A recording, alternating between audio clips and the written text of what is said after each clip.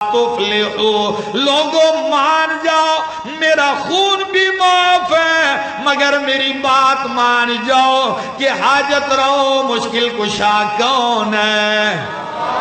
زور سے بولو کون ہے؟ اللہ ہے۔ یہی صدا بلند ہو رہی ہے، آپ کے سر مبارک سے خون ایسے بہتا جا رہا ہے، آپ ماتھے سے خون صاف کرتے جا رہے ہیں لیکن وہ کہاں ٹھہرتا ہے؟ آپ کے سر کا خون پاؤں میں جا کے جوتوں میں نالین مبارک میں جم جاتا ہے۔ یہ بیچارہ خادم زید ابن حارثہ ایسے اوپر ہو گئے، ایسا وفادار، مار تو ان کو بھی پڑ رہی، ایسے اوپر چھا گیا نبی کریم پر، سر پہ پتھر لگتے ہیں، وہ بیچارہ بھی لہو لہان، کہاں پوری قوم اور کہاں ایک بیچارہ۔ لیکن اللہ کے پاک پیغمبر بس نہیں کرتے۔ حافظ ابن کثیر رحمہ اللہ لکھتے ہیں 10 دن تک مسلسل وہاں دن رات مار کھاتے رہے۔ کتنے؟ ہم کہتے ہیں جی لوگ برا کہتے ہیں، گالیاں دیتے ہیں، میں نہیں سناتا ہوں، نہیں، گالیاں دینے والے دیتے رہیں گے، ان کا کام یہ ہے۔ آتا ہوں میں اس بات کی طرف، اللہ کے پاک پیغمبر چلتے جا رہے ہیں، چلتے چلتے آپ ایک انگوروں کا باغ ہے اس میں گھس جاتے ہیں پناہ لینے کے لیے۔ باغ کے اندر گھستے ہیں، باغ بھی کوئی یاروں کا نہیں ہے، باغ بھی بڑے دشمنوں کا ہے، عتبہ اور شیبہ کا، اور وہ باغ کے اندر موجود ہے۔ نبی کریم ایسے گھستے ہیں نڈھال ہو کر، اور ایک بیلدار درخت ہے انگور کا، اس کے دامن میں اس کے تنے سے یوں ٹیک لگا کے بیٹھ جاتے، اپنا علاقہ بھی نہ ہو، اپنے لوگ بھی نہ ہو، بندہ پردیسی ہو اور لوگوں کا یہ رویہ ہو، سچ بتاؤ دل پہ کیا گزرتی ہوگی؟ یار عزت دار لوگ ہو، اپنی عزت کو تھوڑی دیر کے لیے سامنے رکھو تو صحیح نا یار، کیا گزرتی ہوگی اس دل پر، کیا گزرتی ہوگی اس شخصیت پر؟ اللہ، بیٹھ گئے۔ یہ حال ہے کہ ان دو دشمنوں کو بھی ترس آ گیا، آپس میں دونوں بھائی بیٹھے ہوئے عتبہ اور شیبہ، غلام سے کہنے لگے اتنا مارا ہے بیچارے کو، انگور کا ایک گچھا پلیٹ میں دے دیتے ہیں، اور ایک عیسائی غلام ہے ان کا عداس نام ہے، اس سے کہتے ہیں جاؤ وہ جو آدمی آ کے بیٹھا ہے نا لہو لہان، یہ ان کو دے کے آئے۔ غلام پلیٹ میں انگوروں کا گچھا اٹھائے نبی کریم کے پاس آ گیا، نبی کریم کا سارا وجود خون سے لت پت ہے، سارا وجود لہو لہان ہے، آپ بیٹھتے ہیں، انگور کی طرف ہاتھ بڑھاتے ہیں، جو ہی دانہ توڑتے ہیں کہتے ہیں بسم اللہ، کیا پڑھتے ہیں؟ بسم اللہ۔ جو ہی آپ نے بسم اللہ کی، اللہ جانے کتنا درد بھرا جملہ کہا، کتنا پرتاثیر جملہ کہا، فوراً عیسائی غلام ایک دم کہنے لگا یہ آپ نے کون سا جملہ کہہ دیا؟ یہ جملہ تو یہ لوگ نہیں مانتے، یہ لوگ تو یہ جملہ کبھی نہیں کہتے، آپ نے کیسے کہہ دیا؟ نبی کریم نے فوراً پوچھا تو کہاں کا ہے؟ وہ کہنے لگا میں نینوا، عراق کا ایک علاقہ ہے، میں نینوا کا ہوں۔ نبی کریم فوراً کہنے لگے اچھا وہ تو یونس علیہ السلام کا علاقہ ہے۔ کس کا؟ یونس علیہ السلام کا علاقہ ہے۔ فوراً کہنے لگا آپ کس طرح جانتے ہیں حضرت یونس کو؟ نبی کریم نے فرمایا یونس علیہ السلام بھی اللہ کے بندے اور اللہ کے نبی اور رسول تھے، اور میں بھی اللہ کا رسول ہوں، اللہ نے ان کے حالات مجھے قرآن میں بتائے ہیں۔ جب یہ جملہ کہا فوراً وہ غلام آپ کے ہاتھ چومنے لگ گیا. وہ دو بھائی دور سے دیکھ رہے ہیں کہ یہ کیا، ہم نے انگور کا گچھا پکڑا ہے، وہ جا کے ہاتھ چومنے لگ گیا، یہ اس کو کیا ہو گیا؟ ہاتھ چومنے لگا اور کہنے لگا اشہد اللہ الہ الا اللہ و اشہد ان محمد رسول اللہ. کلمہ پڑھ لیا. انہوں نے بولا ادھر ادھر. پہنچتا ہے یہ غلام، بھائی کیا کر رہے تھے آپ؟ وہ کہنے لگا یہ تو وہ ہستی ہیں آپ کیا جانیں، جو باتیں یہ کر رہے ہیں یہ اللہ کا سچا رسول ہی کر سکتا ہے. کہنے لگے نا کہیں تجھے گمراہ نہ کر دیں، اپنے دین سے پھیر نہ دیں، تیرا دین ٹھیک ہے، تیرا دین ٹھیک ہے. لیکن حقیقت یہ ہے ہدایت رب کی مرضی ہے، جن کی طرف چل کے گئے ہیں ان کو تو ہدایت نصیب نہیں ہوئی، اور جس سے توقع بھی نہیں اسے ہدایت مل گئی. ہدایت دینے والا کون ہے؟ انک لا تہدی من احببتا. میرے پیغمبر ہدایت آپ کے اختیار میں نہیں ہے، ہدایت رب کی مرضی ہے، جسے چاہے نواز دے. سلمان فارس سے آئے مالا مال ہو جائے، سہیب روم سے آئے پا جائے، بلال حبشے سے آئے نوازا جائے، اور ابو جہل اور ابو لہب پاس رہ کے محروم رہے. مرضی کس کی ہے؟ ہاں. اور دیتا کسے ہے؟ یہدی الیہ من ینیب، یہدی الیہ من اناب. جس میں طلب ہو. سنیے گا نبی کریم یہاں تھوڑی دیر ٹھہرتے ہیں، اٹھتے ہیں. جو ہی اٹھتے ہیں آپ چلتے جا رہے ہیں، کڑاکے دار دھوپ ہے، آپ کے سر پہ بادل کا ٹکڑا سایہ کیے چل رہا ہے. یہ بخاری کی حدیث ہے، سنیے ذرا.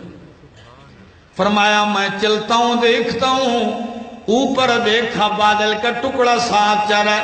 اچانک اس ٹکڑے میں دیکھتا ہوں جبریل سامنے آتا ہے. کون؟ جبرائیل سامنے آ گیا. کہنے لگا السلام علیکہ یا رسول اللہ. سلام کیا نبی کریم کو. پھر کہنے لگا میں جبریل ہوں، اللہ نے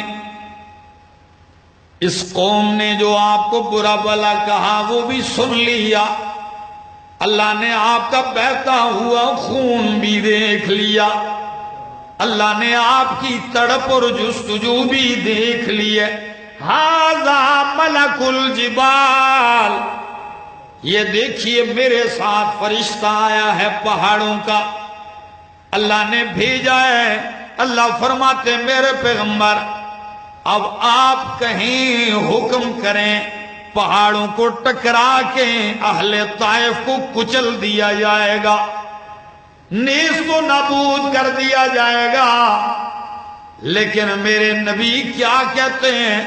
شجاباد والو واقعی رحمت للعالمین ہے، واقعی رحمت کا مجسمہ ہے. نبی کریم فرشتے سے پوچھتے ہیں، جو ہی ملک الجبال آتا ہے کہنے لگا ہاں واقعی یا رسول اللہ حکم کیجئے، ابھی ملیہ میٹ کر دوں گا. نبی کریم فرماتے ہیں اللہ بل ارجو ان یخرج اللہ من اصلابہم من یعبد اللہ وحدہ ولا یشرک بہ شیئا. اللہ میں یہ نہیں چاہتا یہ مٹ جائیں، تباہ ہو جائیں، بلکہ میں چاہتا ہوں انہی کی پشتوں انہی کی نسلوں سے اللہ ایسے لوگ پیدا کر دیں جو اللہ کی عبادت کریں توحید کے ساتھ، اللہ کے ساتھ کسی کو شریک نہ کریں۔ یہاں مفسرین نے، یہاں محدثین نے، یہاں جو ہے سیرت نگاروں نے نبی کریم کی ایک دعا نقل کی ہے، عجیب دعا ہے، اس کا ہر لفظ آپ پڑھیے دکھ، درد، غم، محبت سے بھرا ہوا ہے، اور اگر دعا کے ایک لفظ پہ غور کیجئے تو خالق اور مخلوق کا فرق واضح ہوتا ہے، عابد اور معبود کا فرق واضح ہوتا ہے، رازق اور مرزوق کا فرق واضح ہوتا ہے، اللہ اور رسول کا فرق واضح ہوتا ہے، مختار اور عاجز کا فرق واضح ہوتا ہے۔ نبی کریم فرماتے ہیں اللہم اشکو الیک ضعف قوتی وقلت حیلتی وہوانی علی الناس انت رب المستضعفین۔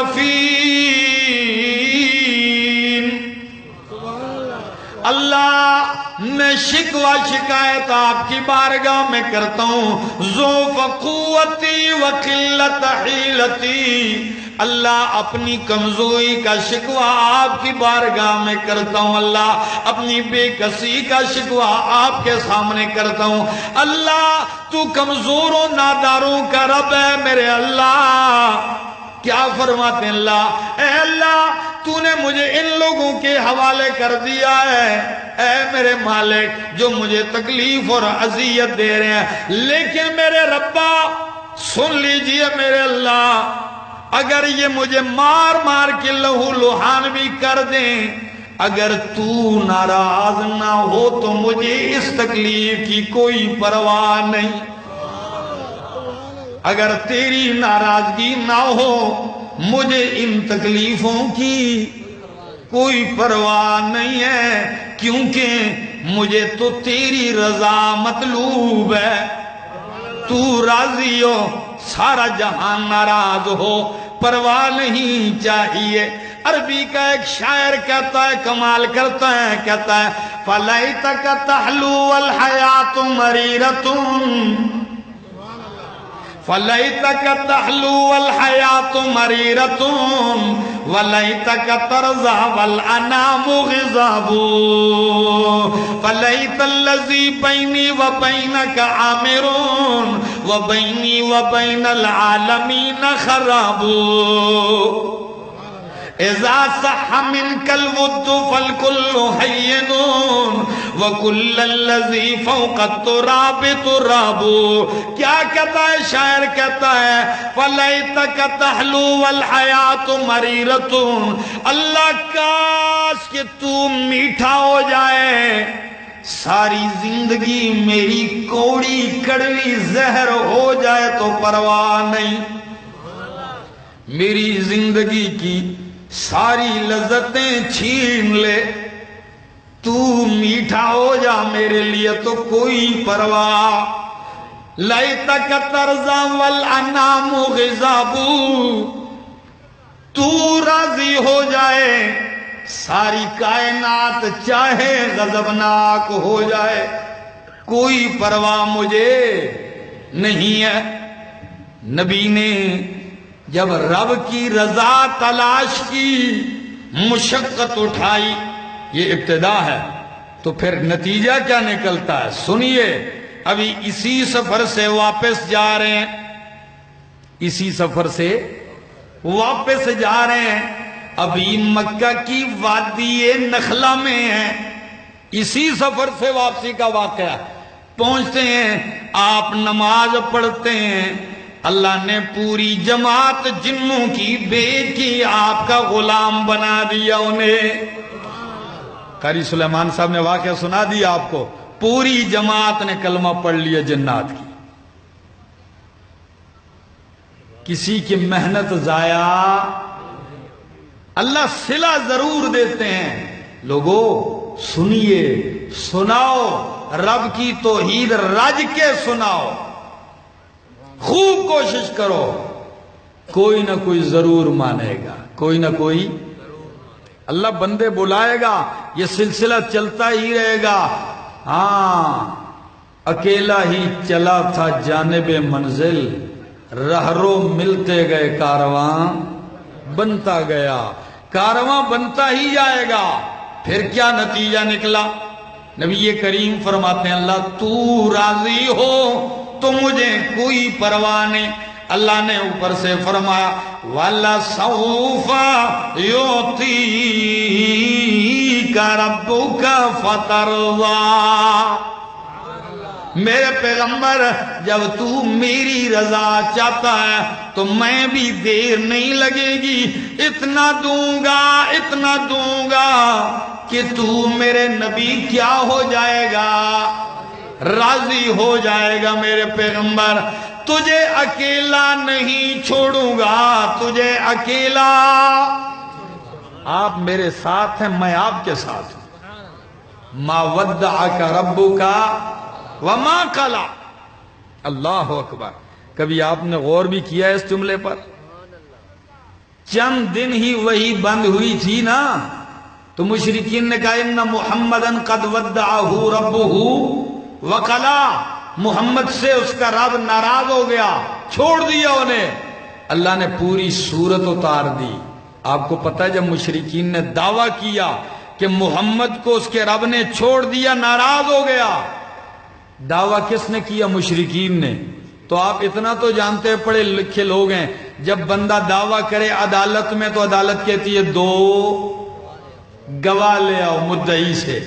جب مدعی گواہ پیش نہ کر سکے اللہ مدعا لے، نبی کریم نے فرمایا البینۃ علی المدعی والیمین علی من انکر، مدعا لے قسم اٹھا کے بری ہو جاتا ہے۔ مشرکین نے کہا محمد کو رب نے چھوڑ دیا، ناراض ہو گیا۔ فرمایا دلیل لاؤ، کیسے چھوڑا ہے، کیسے ناراض؟ انہوں نے دعوے پر دلیل گواہ نہیں پیش کیے۔ اللہ نے فرمایا اب میں مدعا لے ہوں، میں 2 قسمیں اٹھا کے بری ہو رہا ہوں۔ کیا؟ والضحیٰ واللیل اذا سجا، والضحیٰ قسم سورج کی، والضحیٰ قسم سورج کی روشنی اور کرنوں کی، والضحیٰ قسم دن کی، والضحیٰ قسم دن چڑھے کی، والضحیٰ قسم چاش کے وقت کی، واللیل اذا سجا قسم رات کی جب چھا جائے۔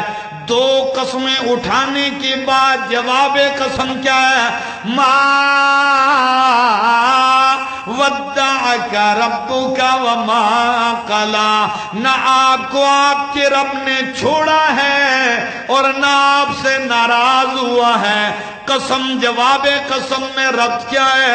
لوگ ربط بیان کرتے ہیں، ایک ربط میرا بھی سن لیجئے۔ فرمایا والضحیٰ قسم میں دن کی روشنی کی، واللیل قسم میں رات کی سیاہی کی۔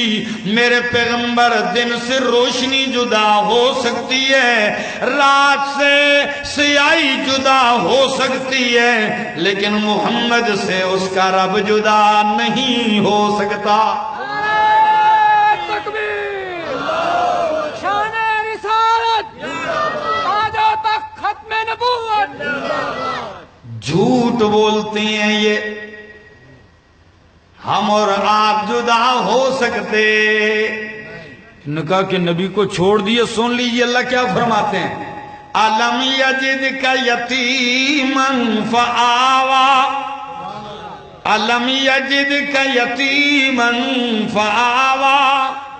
او میرا سونا پیغمبر، جب تو یتیم تھا، ماں چھوڑ گئی، باپ چھوڑ گیا، دادا چھوڑ گیا، جب سارے چھوڑ گئے میں نے اس وقت بھی نہیں چھوڑا۔ ما ودعک ربک وما قلع، الم یجدک یتیمن فآوا، جب تو یتیم تھا میں نے اس وقت نہیں چھوڑا، اب تو قرآن جیسی نعمت سے مالا مال کر دیا، اب کیسے چھوڑ سکتا ہوں؟ فرمایا سن لیجئے اگلا جملہ، وَوَجَدَكَ ضَالًّا فَهَدَىٰ۔ آیت کے معنی تو لوگ کرتے ہیں، ایک معنی میں کرتا ہوں، زیادہ تفصیل کا وقت نہیں ہے۔ علامہ امام ابن خالوہ معنی کرتے ہیں، مزہ ہی آ گیا، کہتے ہیں الم یجدک ووجدک ضالا فہدا، میرے پیغمبر ہم نے آپ کو گمراہ قوم کے بیچ میں پایا، فہدا، پس آپ کے ذریعے ان سب کو ہدایت دے دی۔ معنی یہ ہے، یعنی وَوَجَدَكَ ضَالًّا اے وَوَجَدَكَ بَيْنَ قَوْمٍ ظِلَالٍ فَهَدَاهُمُ اللَّهُ بِكَ، آپ کے دائیں بائیں آگے پیچھے سارے گمراہ تھے، فَهَدَا، آپ کو بھیج کے آپ کے ذریعے انہیں دنیا جو مرضی ہے کہتی رہے، میرے پیغمبر پرواہ نہ کر، بس آپ کا کام کیا ہے، اما بنعمت ربک فحدث، آپ قرآن والی نعمت کو کھل کھل کے بیان کیجئے۔ ہاں باقی لوگوں کا کام ہے آوازیں کسنا، کتوں کا کام ہوتا ہے بھونکنا، وہ بھونکتے رہتے ہیں رہیں گے۔ عرفی تم اندیش ز غوغائے رقیبا، عرفی تم اندیش ز غوغائے رقیبا، آواز سگان کم نہ کند رزق گدارا۔ آپ اپنا کام کیجئے، کتوں کے بھونکنے سے فقیر کی روزی میں کمی نہیں آتی، وہ اپنا کام کرتے چلے جاتے ہیں۔ اما بنعمت ربک فحدث، پنجاب والو قرآن سنو گے سناؤ گے کہ نہیں؟ جو سنو گے سناؤ گے تو ہاتھ تو اٹھا لو یار۔ زندگی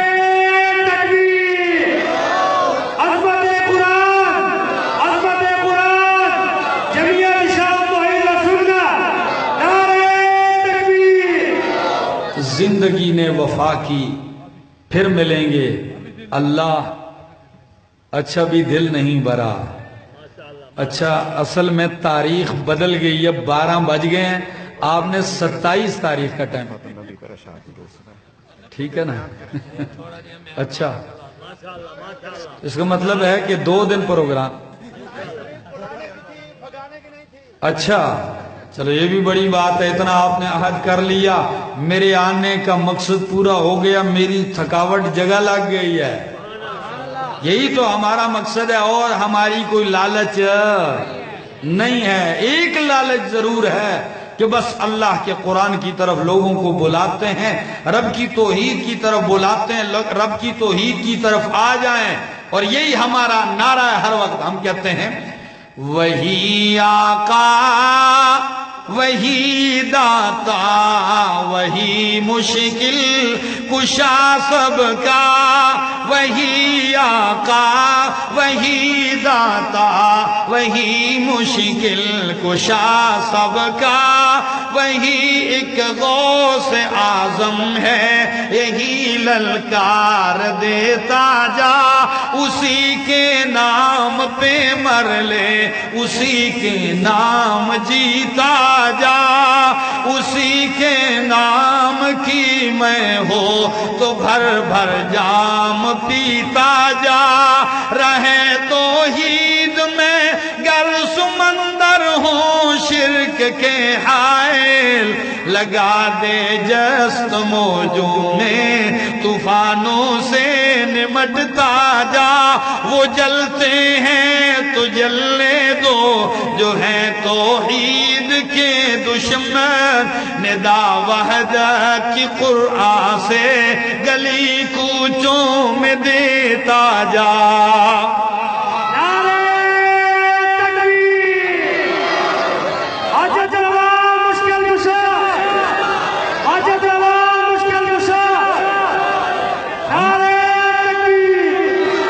ہم تو یہی کہتے ہیں بس یہی شمع جلانی ہے پنجاب والوں ہم نے تو یہی شمع روشن کرنی ہے جسے ابراہیم خلیل اللہ نے روشن کیا جسے محمد الرسول اللہ نے روشن کیا بس یہی کہتے ہیں شمع خلیل پھر سے درخشاں کریں گے ہم شمع خلیل پھر سے درخشاں کریں گے ہم بجلی بھی نہیں برداشت کر رہی تو کیا کریں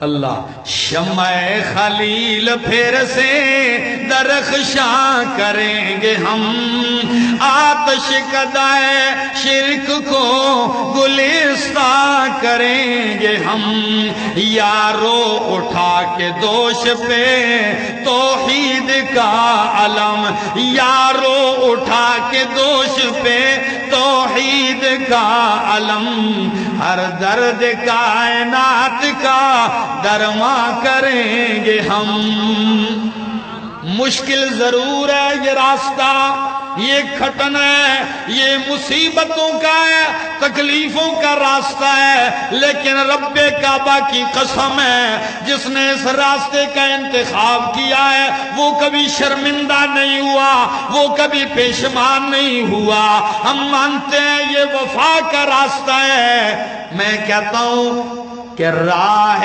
وفا میں ہر سو کانٹے دھوپ زیادہ سائے کم راہ وفا میں ہر سو کانٹے دھوپ زیادہ سائے کم لیکن پھر بھی اس پر چلنے والے خوش ہی رہیں پچھتائے کم زندگی باقی ملاقات باقی آخر دعوانا الحمدللہ